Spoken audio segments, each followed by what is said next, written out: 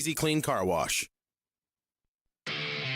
From the gas in your car to the heat in your home and the roads that you drive on, our work powers daily life. We are USW Local 71, the proud men and women of the Whiting Refinery. We're not just refinery workers. We're your friends and neighbors, raising our families here, shopping in the same stores, and cheering in the same stands. USW Local 71, powering the region because we are the region.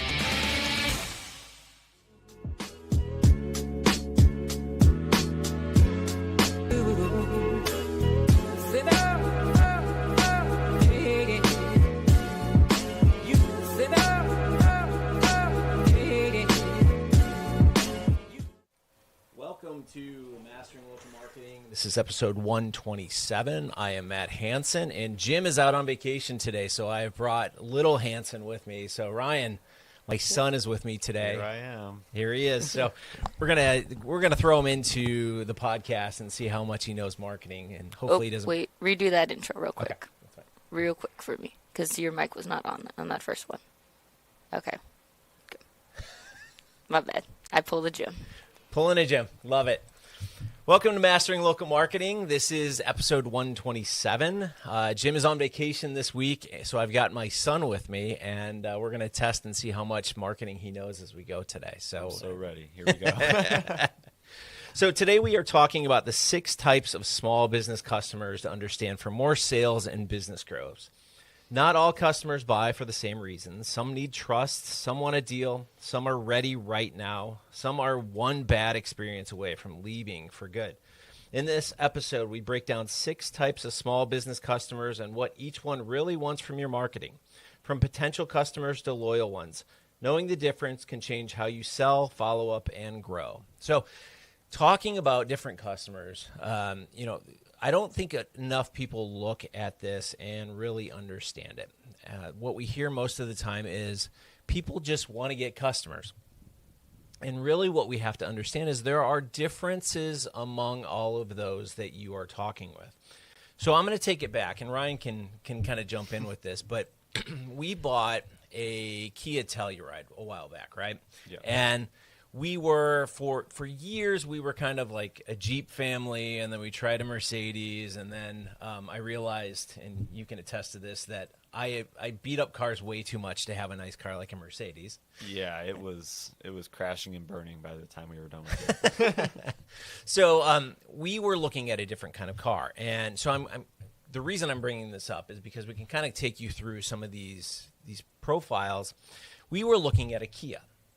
And I didn't know anything about Kia. I had heard all these wonderful things about the Kia brand, and we were looking at a Telluride, and I didn't know anything about it, right? And obviously we talked about it, and we were kind of looking at different things, and even your mother was like, "What is a Kia? What is it a good brand? All these different things." So we had to kind of do our research on this, right? So when we start talking about the first customer today, it's potential customers, right?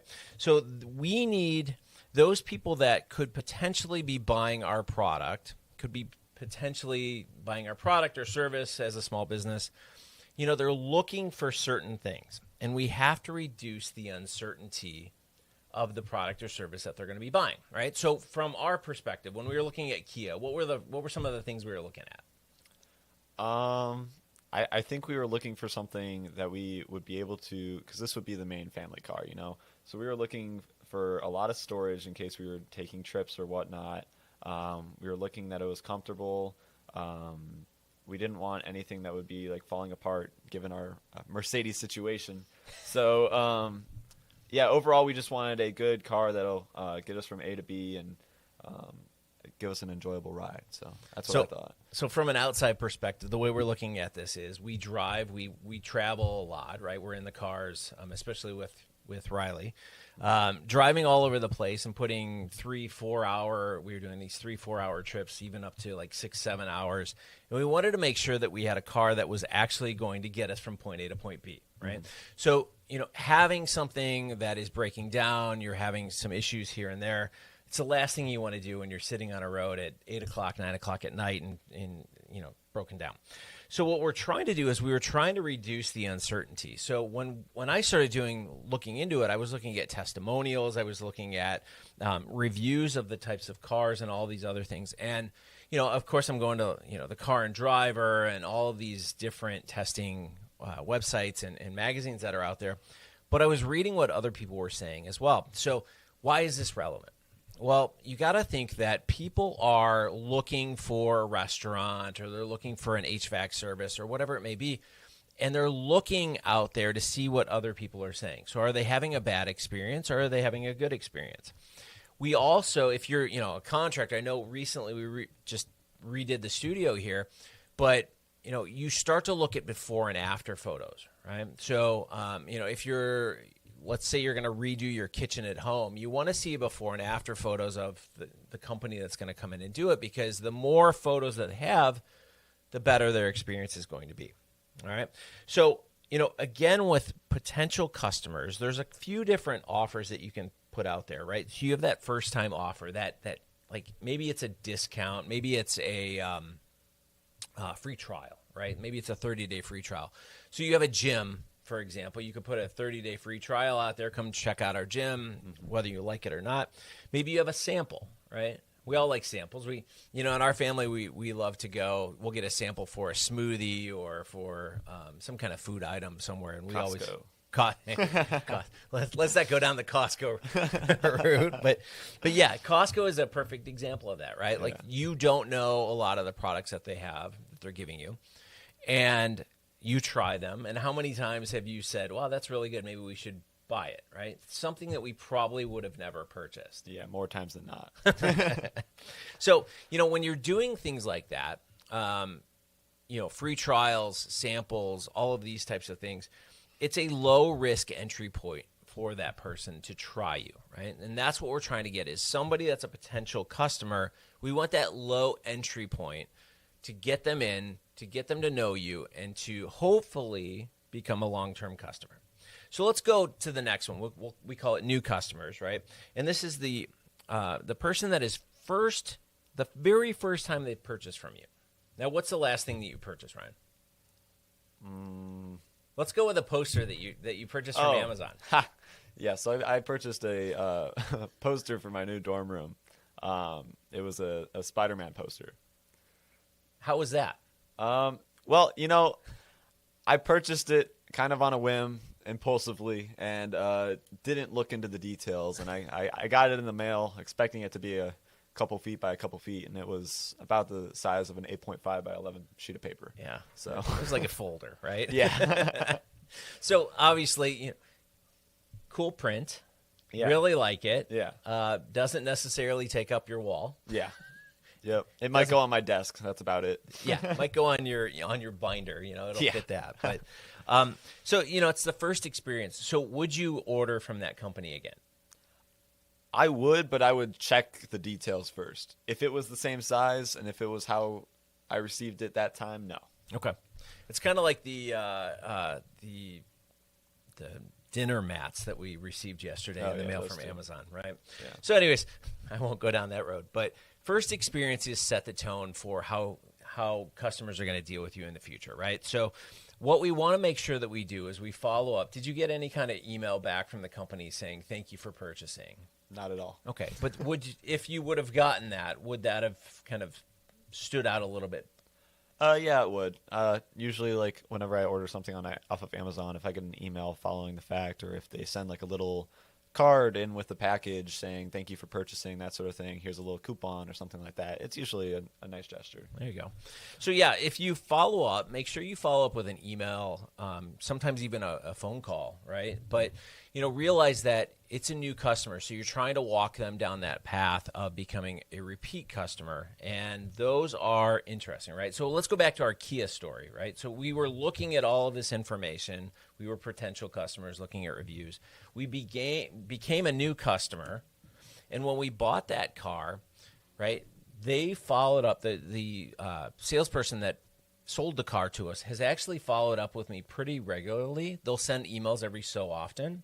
and they'll just check in to see how the car is going. Is there anything that we can do? Is there any service things that that we can follow up? So I'm not necessarily getting the typical commercial focused service emails from this person, but I'm getting individual emails from the salesperson that just seems like they've gone out of their way a little bit more than just getting some scripted designed email that comes out from the dealership.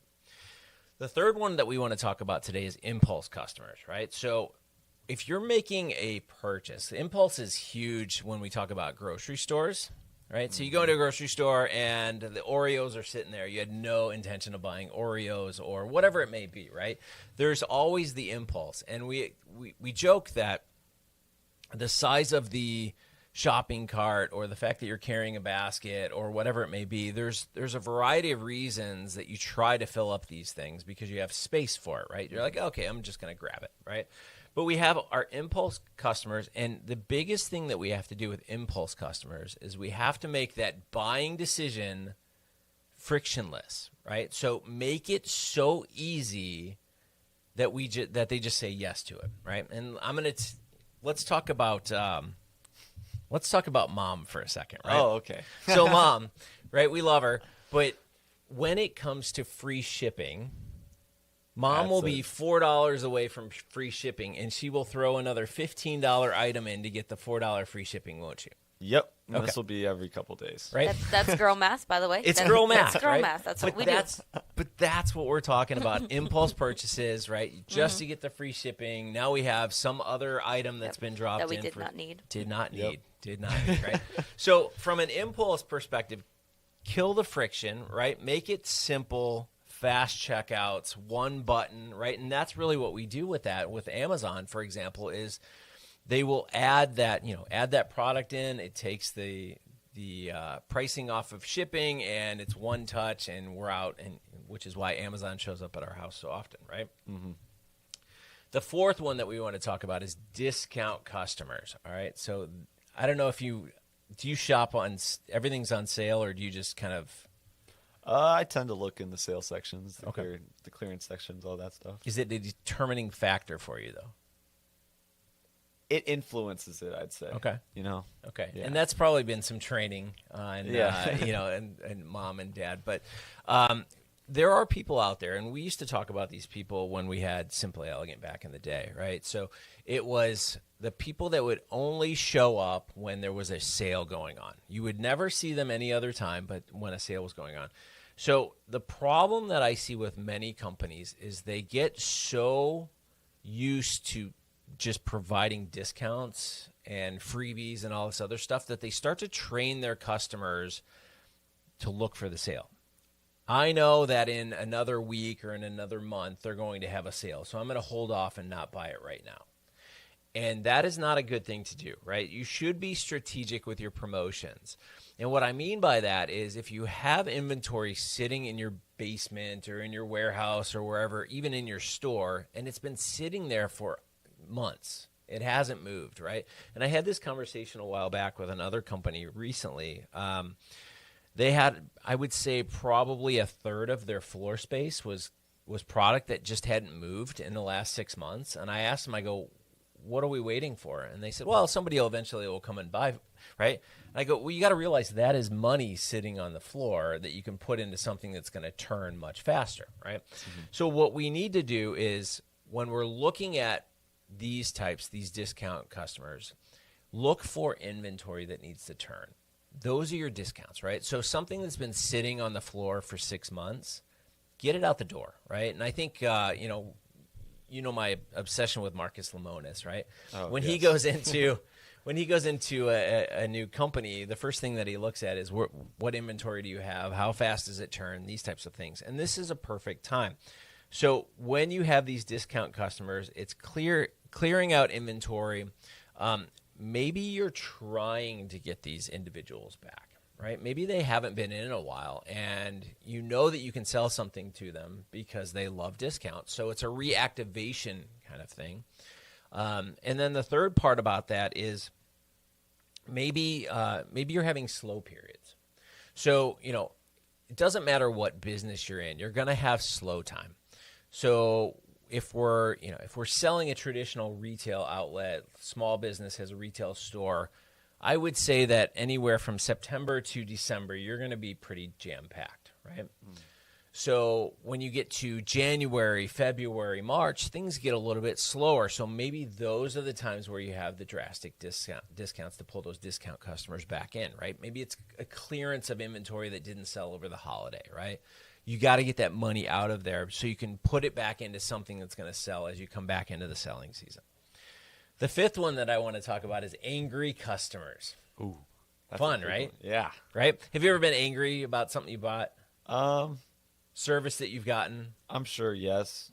I can't think of it off the. I've got a few of them I can talk about, but I don't really want to get into them right now. But it happens to everybody. But yeah, you have a bad experience or you feel ignored, right? And that's the worst feeling. So from a company perspective, you have to look at these individuals and do two things. You have to act calm and you have to respond relatively quickly, right? Because if you let something smolder long enough, it's going to catch fire, right?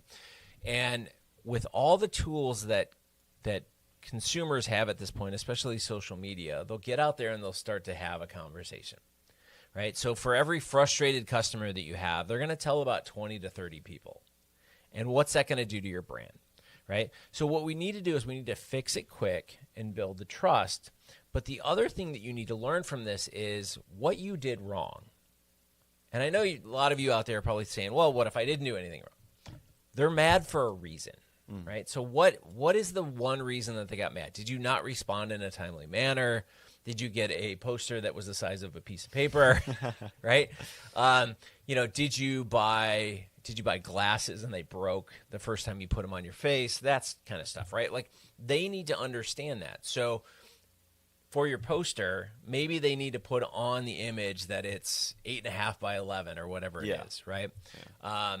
If your glasses are breaking the first time or the third time that you put them on, then obviously they're having quality issues with that.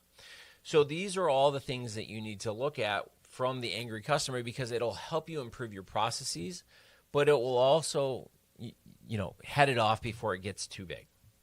The last one that I want to talk about is our loyal customers. And those are the ones that we want to keep happy no matter what, right? And we talk about a thing called the 80-20 rule, which is 80% of your revenues come from 20% of your customers. And we need to treat those people like family.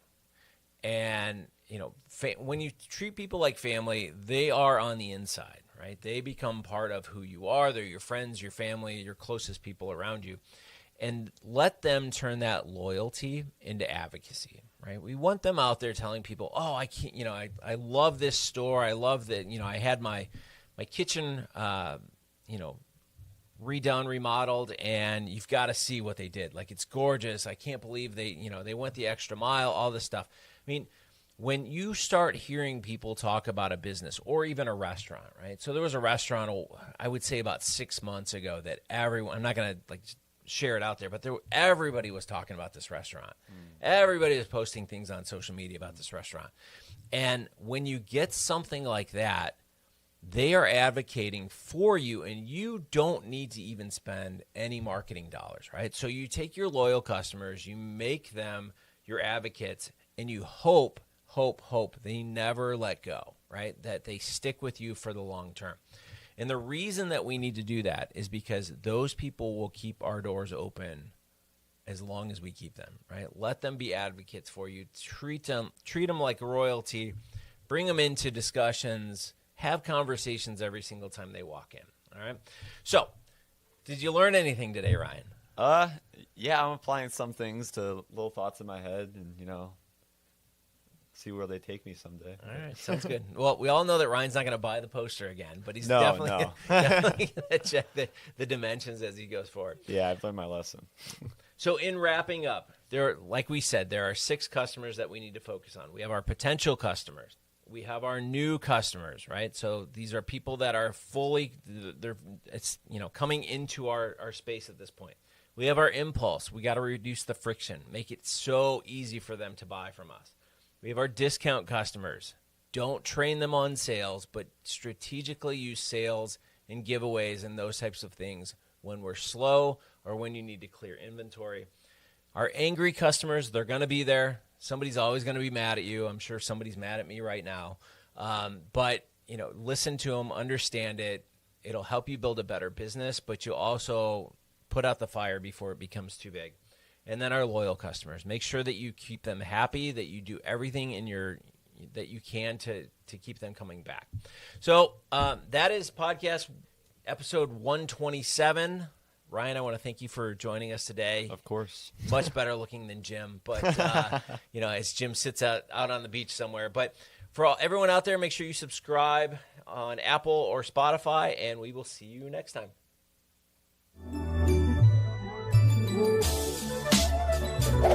Gold rush time at Albert's. Oh, looky here! Oh, those are gonna fetch a pretty penny. But who's gonna buy them from us? I'll buy that gold from you. What did you say? I said I'll buy that gold from you, and I'll give you top dollar. That sounds great. It's gold rush time. We will see you at Albert's. For over 140 years, the Central Midwest Carpenters have built our communities in Northwest Indiana. Are you ready to join the effort? We have long-term work, competitive pay, and the best benefits in the industry. We pride ourselves on innovative training and commitment to worksite safety. Earn as you learn as an apprentice. A solid career built on a solid legacy. For more info, go to carpenters.com.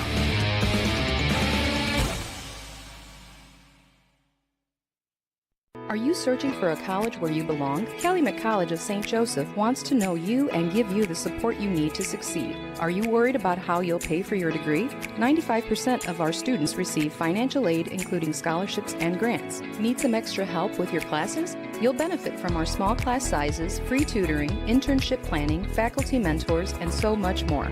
Come experience our accepting, supportive college family for yourself. Schedule your campus visit and apply at ccsj.edu.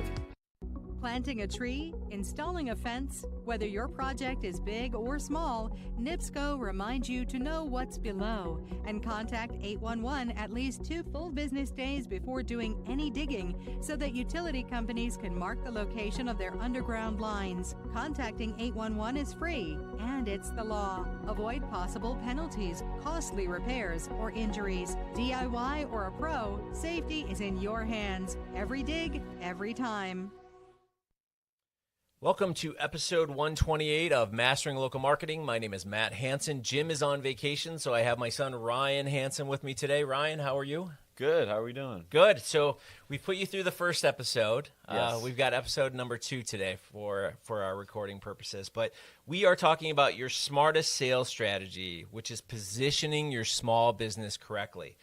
Clear positioning makes a clear impression on your mind. In this episode, we break down 5 ways to position your brand so customers quickly understand who you serve, what makes you different, and why they should choose you.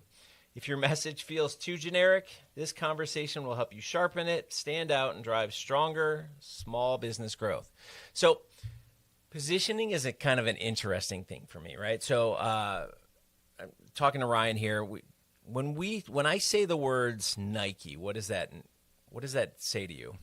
I see the swoosh. The swoosh, okay. But what does the swoosh stand for? High quality sportswear / celebrity sports players, that sort of thing. That's what I think of. What about Apple? I immediately think of like computers, phones. Good or bad? Good. It's widely regarded as the best. So okay. So what about let's say Southwest Airlines? I think of their new luggage policy. Okay. So they've changed their positioning a little bit recently, they have, yeah. right? They're trying to change everything. So instead of the free-for-all, run-to-your-seat kind of thing, which we all joke about, now they're charging for bags and all kinds of things. But they've changed their positioning, right? Mm-hmm. So I want to go back. I want to tell a little bit of a story. And you were probably 1 or 2 years old when this story happened. Okay. Right? So I'm going way, way back, considering that you're 20 now. So I had a competitor back in the day, and this was back when I worked in the magazine space. And we had one magazine, and we had 140,000 subscribers that would get our magazine. and they had 3 different types of magazines that would get 110,000 subscribers, right? So we beat them by 30,000 subscribers, but they were out there in the marketplace and they were marketing. They positioned themselves as a 3-for-1. So essentially what they were doing is they were going out there and selling to the companies that were advertising in both publications and saying, we will give you all 3 publications for one price, right? And everybody was jumping on board with this because in their mind, what they were getting was 2 issues, 2 different magazines for free, and then they were paying for one. And our sales were going south real quick. And my entire sales team was coming to me, and they're like, so we got to do something. They're killing us on this. Like, people are bailing because they're getting 3-for-1, and we're just selling our normal magazine. And I said, okay, well, let me look at this a little bit. I said, we have 140,000 circulation, which is the number of readers that are, reading the magazine every single month. They have 110. I said, so there's 30,000 people that they don't want to talk to. And they said, it doesn't matter. They're just looking at it from a positioning standpoint of a 3-for-1. So I said, okay, we got to figure this out. So I started looking at the differences between our companies. And not to get in the weeds of this, but our magazine used to go to bigger companies. So companies that did more revenue, more product, more service on an annual basis, right? So these were bigger companies, not just mom and pop, like small, small companies.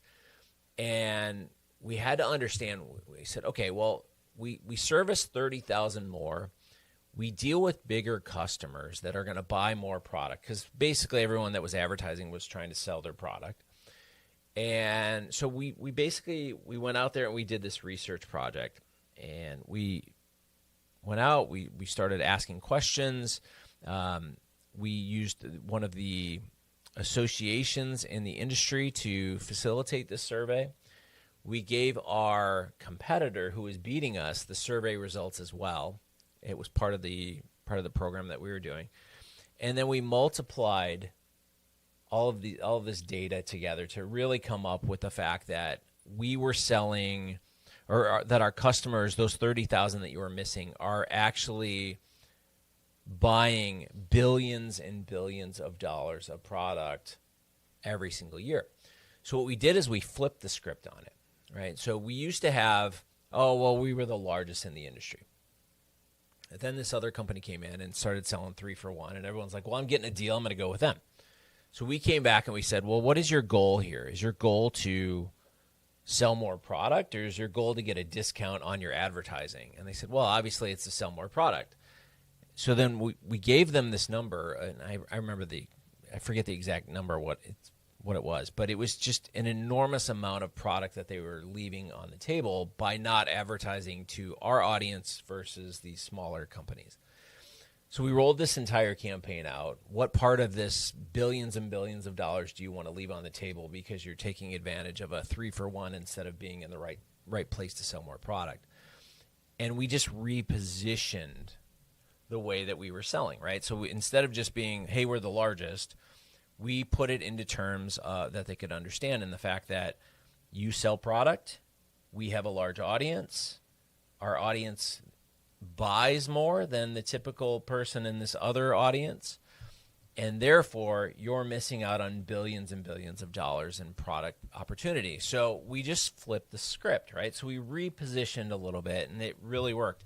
And we took off again, right? We started selling like crazy, and all the advertisers are like, I can't believe we fell for that, and all this other stuff. So long story short, it's kind of a lead into what we're talking about today.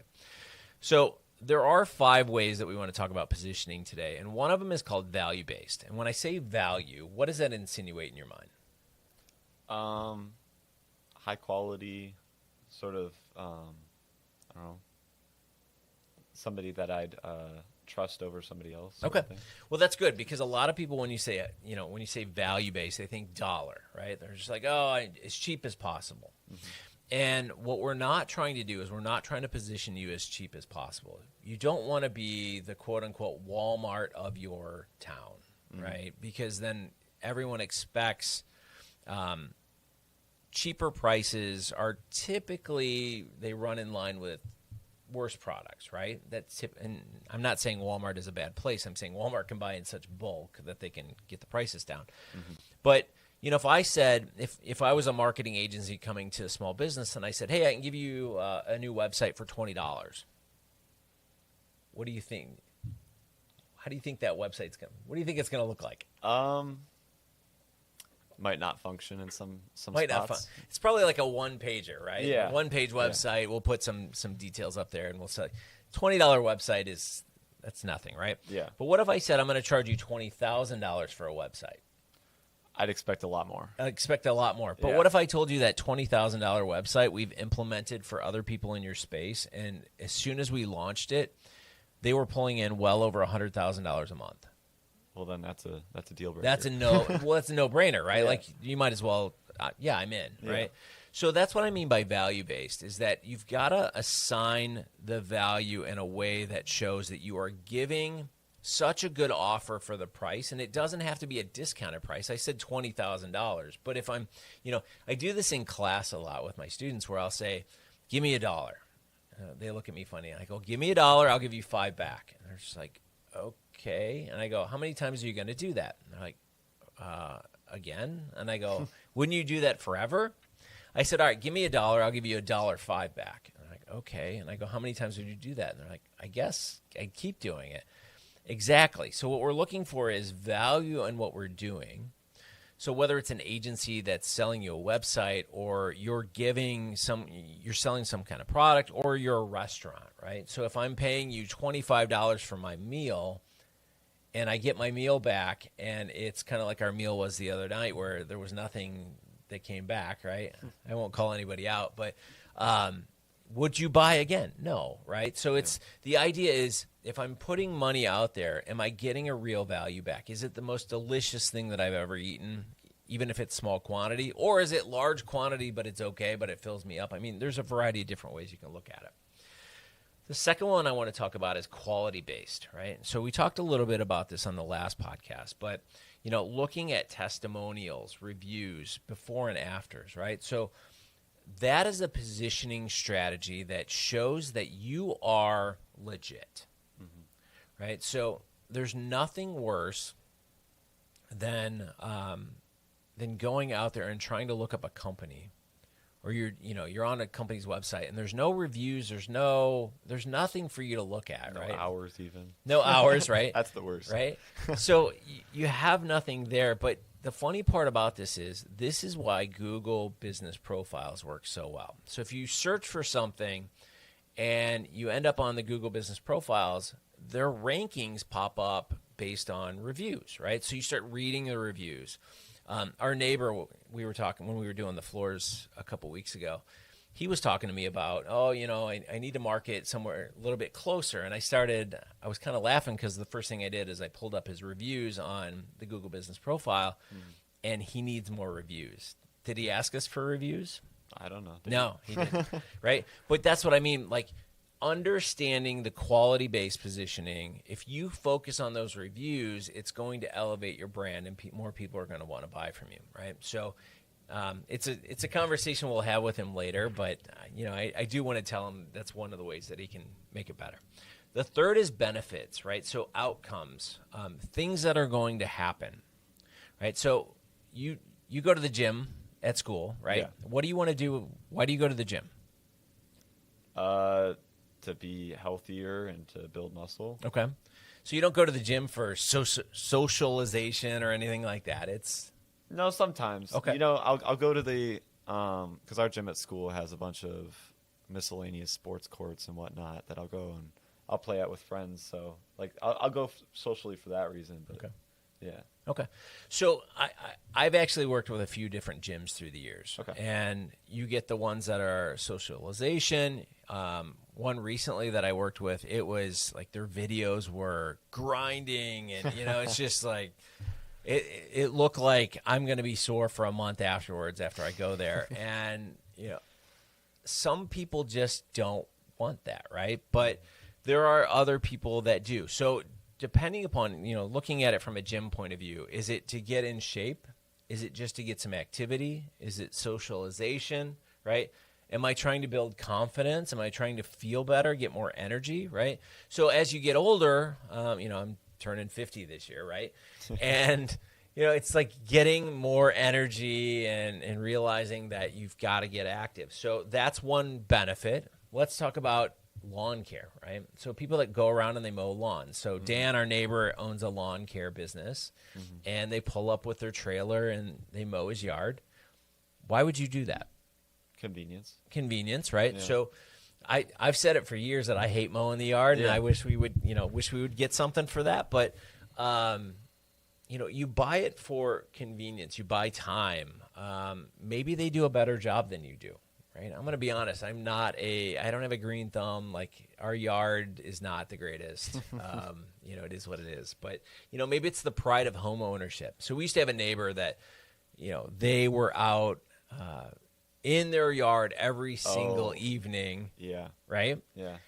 Great people, but they were meticulous about their yard. And would they ever hire somebody to take care of their yard? No, they wouldn't trust them. Of course, right? But if somebody came to me back then and said, hey, we can have your yard look like theirs and it's this price, I'd be like, okay, they spend, 2-3 hours a night on their yard, and I can just do whatever I want to do and it'll look like that? Fine. Yeah. That's the pride of home ownership, right? So that's another way to position is benefits and outcomes. The fourth way is problem solution, right? So you have or your customer has a problem and you are the solution. So this could be something like a bookkeeper, right? So we're all talking to small businesses here.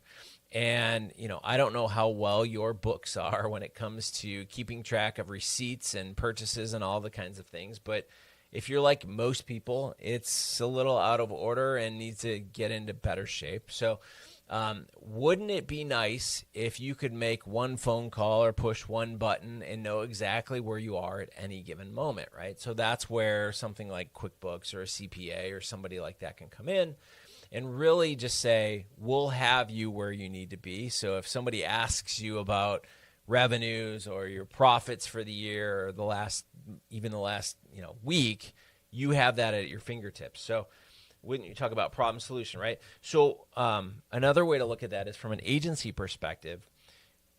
A lot of people don't want to bother with a marketing agency, and what I always tell them is, yeah, that's fine. Don't get an agency. Go out there and do it yourself, but learn before you do it, right? So you've got that learning curve that you have, and you realize that learning curve is going to take time away from other things. It's going to cost you either time or it's going to cost you money, because if you don't take the time to learn, you're going to make some mistakes.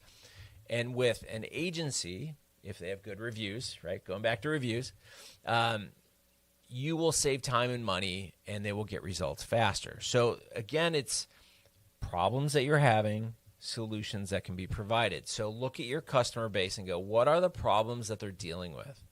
Right. So if it's, I always say there was this ad way back when.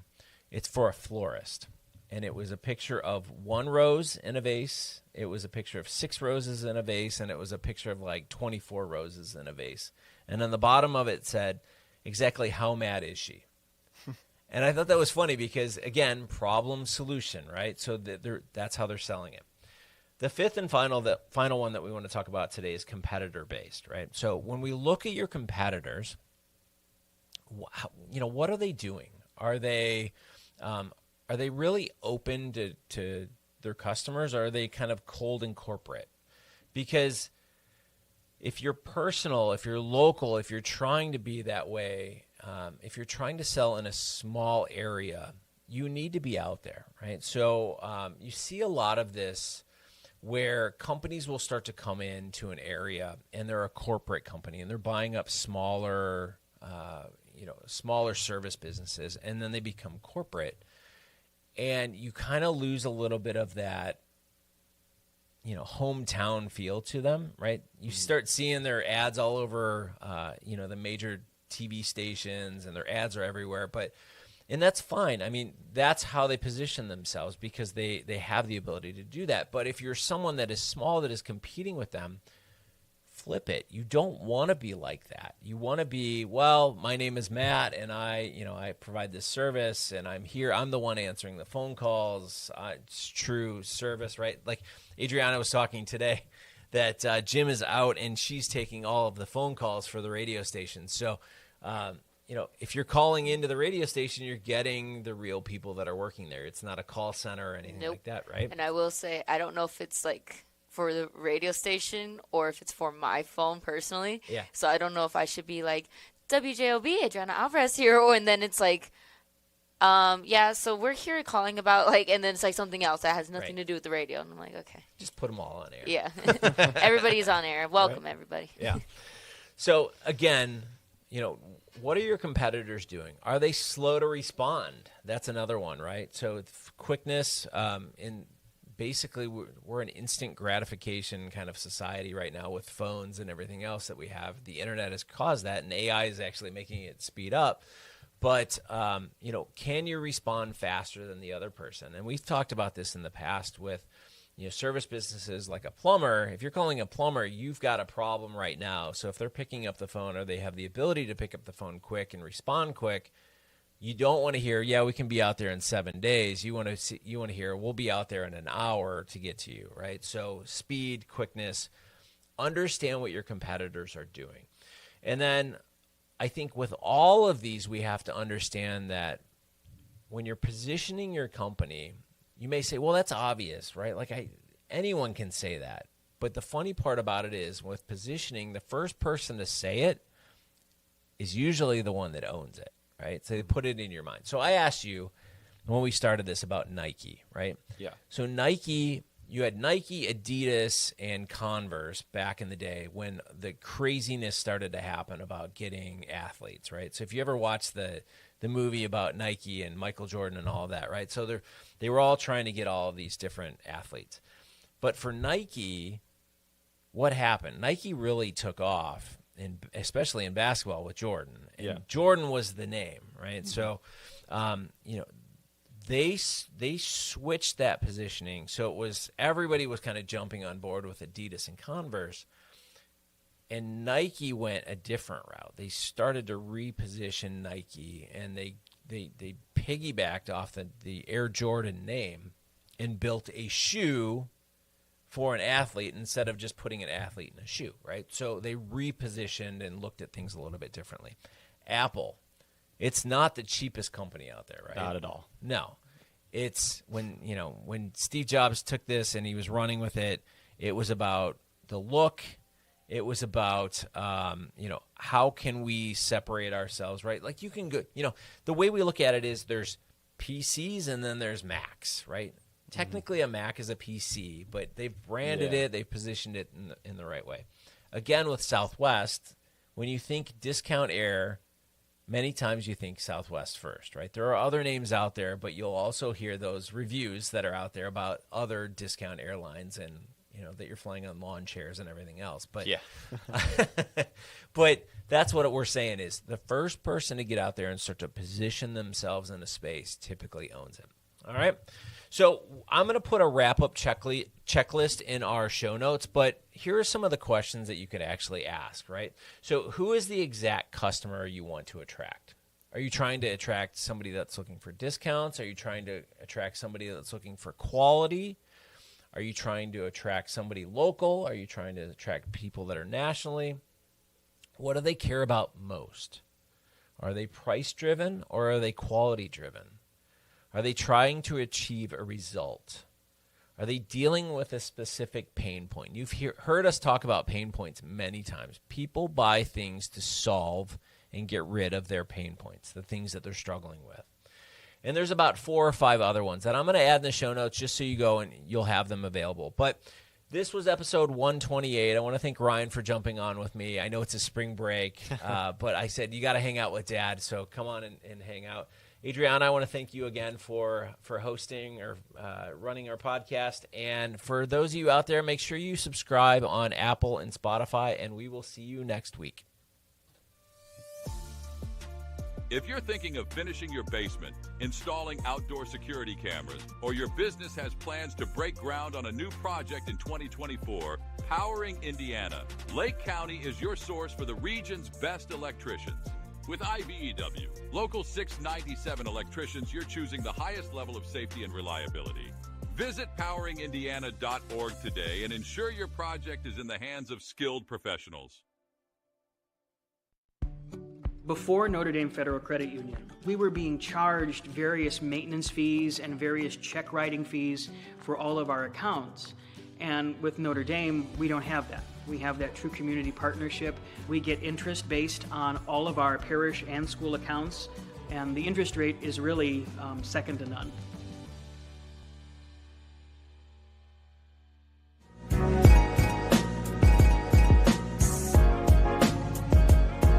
Have you ever considered becoming an iron worker? Local 395 is now accepting applications for their apprenticeship program. Go to ironworkers395.com. Look under the training section, click on apprenticeship, and scroll down to the application. You must be 18 years old, have a high school diploma or GED, and you must be physically able to perform the work of the trade. Find out more by calling the apprenticeship school in Lake Station at 219-962-7675 or visit ironworkers395.com. Fishing for a seafood meal without the stress or mess of cooking? Leave the work to the Strachan Van Til Seafood Department. For just $1 extra per pound, we'll fry, grill, or steam your fish with your choice of 3 kinds of breading. Try our fish and seafood dinners. Each includes a ½ pound each of seafood and fries, and a ¼ pound of coleslaw. Want the freshest catch in town? Reel in the fish and seafood selections from your local Strachan Van Til.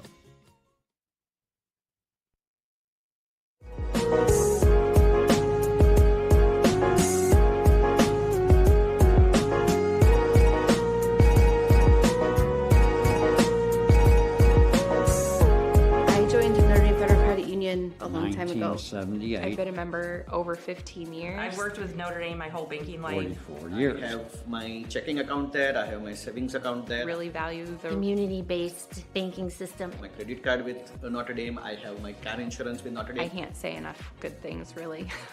I have my auto loans with Notre Dame. My whole life is at Notre Dame Credit I will Union. remain with them until the day I die. Learn more at NotreDameFCU.com. What's going on, everybody, and welcome back to the WJOB Sports Update. My name is Joe Cimino, and with very little going on while we wait for the semi-state basketball and the baseball season to kick off here in the region, I think it's important to speak on what's to come. But first, a reminder on what semi-state games we have to look forward to. The 16-12 East Chicago Cardinals will face the 22nd-ranked 23-4 Columbia City Eagles, and the 5th-ranked 23-1 Crown Point Bulldogs look to continue their postseason dominance as they face the 24th-ranked 20-7 Fort Wayne Snyder. Don't miss the action as you can watch these games live on the Heartland Sportsnet Saturday, March 21st. It's March in Indiana, which means basketball is in full effect, and although the Pacers are tanking, the Purdue Boilermakers secure a number 2 spot in the dance with a win over Michigan last week, securing a Big Ten title. The Boilermakers will face Queen's University in the first round Friday, March 20th at 6:35 Central Standard Time. Well, that's all for now, folks. To support your favorite local teams live, make sure to tune in to the Heartland Sportsnet or over the radio on WJOB 1230 AM, 104.7 FM, or on the TuneIn app to keep up to date with sports and current events in the region. Tech Credit Union supports the essential role of union labor in building strong communities. That's why we offer hassle-free banking, financial empowerment, and a commitment to your success. Save for the future, handle life's challenges, and trust a partner that stands by hardworking union members. Tech Credit Union, the better option for you and your money. Visit techcu.org or call 800-276-8324. Tech Credit Union, supporting union families every step of the way. Hello, Region. This Thursday we'll have a high of 52 degrees and a low 37 degrees, with a passing shower in the morning, otherwise clouds yielding to sun. By Friday, we'll have a high of 63 degrees and a low of 36 degrees, with times of clouds and sun. And then Saturday, we'll have a high of 68 degrees and a low of 47 degrees, and will be partly sunny and pleasantly warm. You're listening to the Voices of the Region on WJOB, AM 1230, 104.7 FM. Stay tuned for more.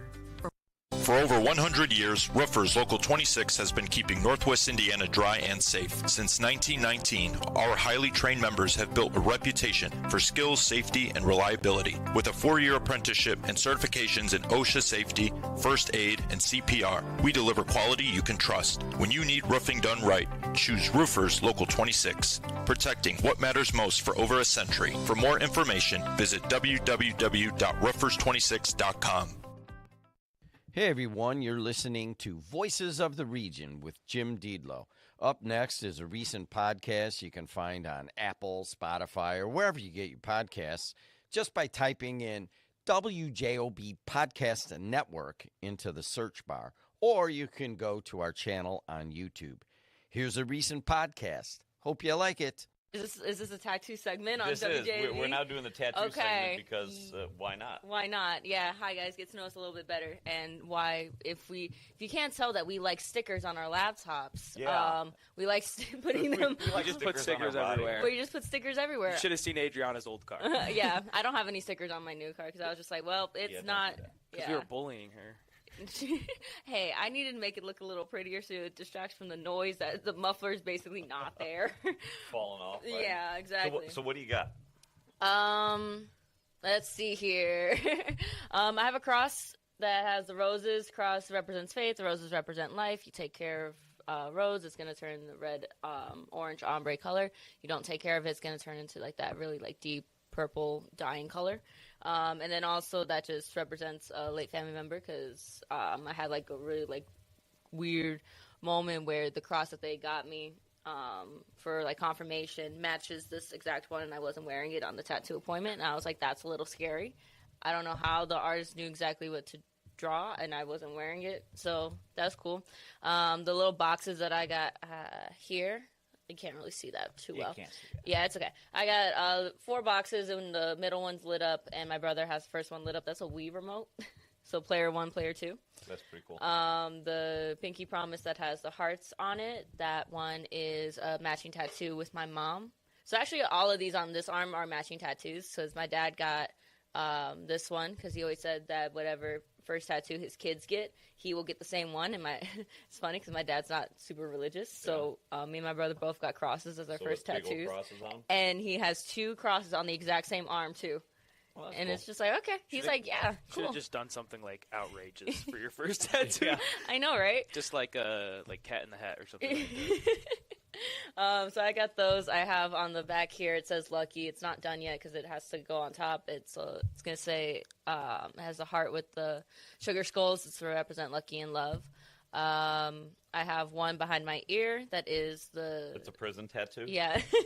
That's what Beck has one, and that's what I call it. You call them prison tattoos? The ones behind her ear, the prison tattoo. I got the moon with some flowers on it. My best friend, she has the matching one of this sun and all that.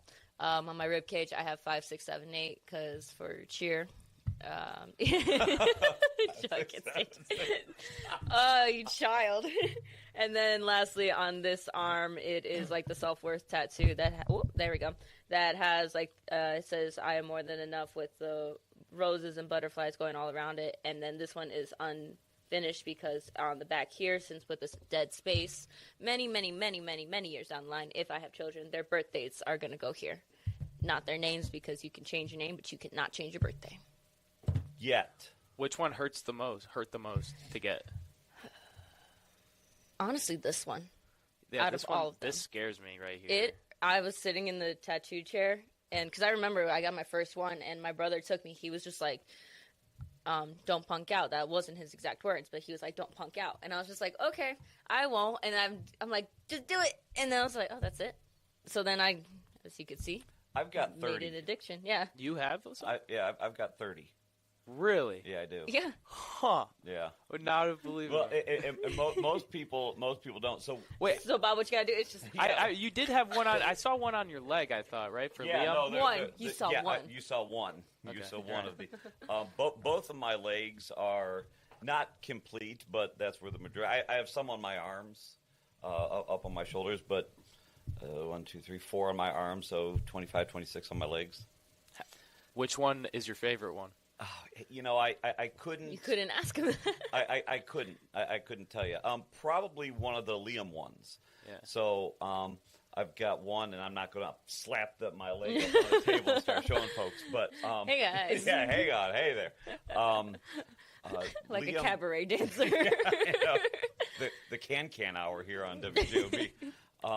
Liam drew a Godzilla in 3rd grade for an art project, and it looked really cool. So I got that on me, and I thought that was pretty good.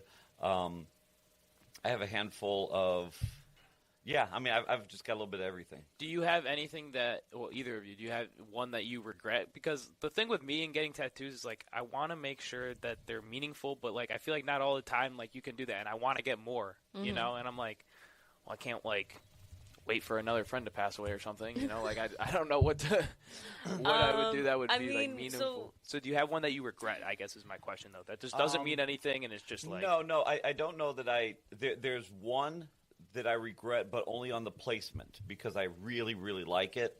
And, most of the ones on my calves and my shins and around my ankle, it's easy for me to pull up my pant leg and say, but I've got a really good Lord of the Ring ones that's on my upper left thigh. Mm-hmm. And, I mean, I'm not going to be walking around like, here, check out my with the 2-inch inseams for shorts. Yeah. Yes, I'm going to wear those the high school sports shorts. Yeah.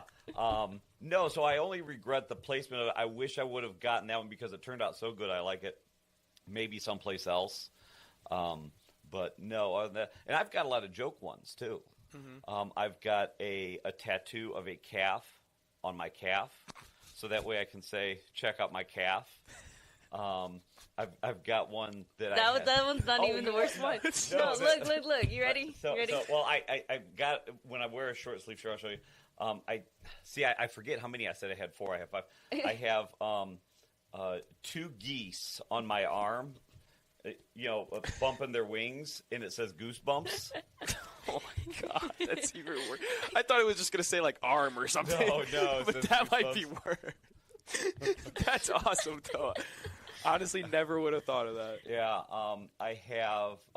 So to your point, you have the one that's you've got some memory tied to it. I have. You have humor. I do have a lot of humor, and that's like really cool. I love that. I do have. My mom had passed away last November, and so I had gotten her last EKG printed.